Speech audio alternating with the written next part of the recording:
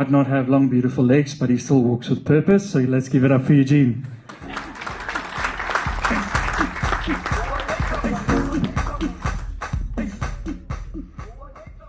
Thank you, Ruan. So before I start, just on the long, beautiful legs, a thing that tends to happen to me fairly frequently is people see me in the digital world, they meet me in person, and then they're like a bit disappointed, where they tell me, you look taller on social media. So this is my real height, about 1.75. Sometimes I squeeze in a 1.78. But welcome, everyone. My name is Eugene Price, and I'm going to talk for only a couple of minutes. There's always pressure with these things. If you miss someone to say thank you, I always have to say sorry. So maybe sorry if I haven't thanked anyone else of importance here. Our speakers. So I don't know if you've noticed, but we have someone here from a first world country. We've got, we're going big if we get someone from a proper country. We've got Thomas here from the UK. I won't do any more intros. Ruan will handle that. But Tom, thank you for making the big, long journey. Tom missed flights and was in transit for 40-something hours. So thank you for going through that pain. We always love hosting people from first world countries, because what their expectation is before they get to SA and what it is when they leave is in stark contrast at all times. Myself, I'm a very proud South African, even more proud South African miner. So I always love showcasing South Africa as a country, as a great country that we all know it is, and also the great mining industry and quarrying industries that we have. So thanks, Tom, for making the trek. A quick look at how the day is going to run. So once I'm finally done with my story here, we're going to head to the first presentations. It's going to be UNISA doing some presentations, focusing on some of the applied research that's already been done. We'll have Mr. Corey Rotenbach. Anyone in blasting knows you can't really count it as an event if Corey's not here.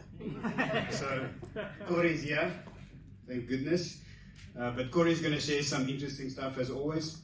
And then we have Tanya Graham from Comodex. So I'm going to let her explain exactly what Comodex does, but they are focusing on arguably the most important element of sustainability in our industry, and that is opportunities for the incomers, the fresh graduates to actually get work experience. That's a massive gap in our industry. There's a massive disconnect between demand and supply in terms of professionals entering the industry. So they are doing incredible work, and we're going to hear more about that. I will then break for some tea. Thomas, a spot of tea. A bit of a tea break, and then we'll carry on with the session.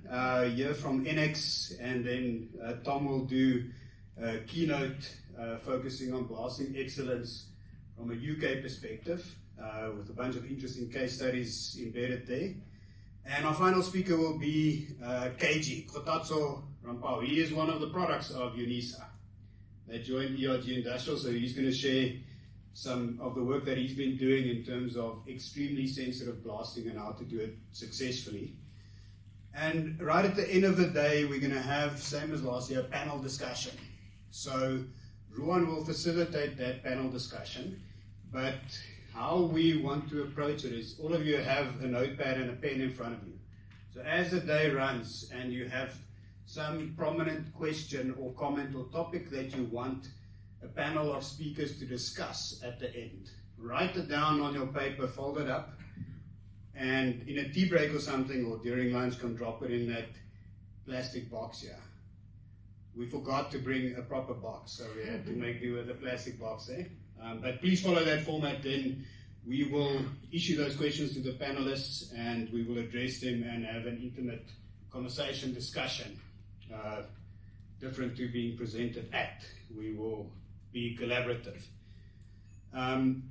So that is effectively the program for the day. Ruan will do, in certain cases, more introductions to the speakers. And I think to close out, all of this started is we saw a gap in the industry, especially on small to medium scale mines, where it's almost not a fair distribution of skills. If you look at the large mining operations and the small to medium sized operations,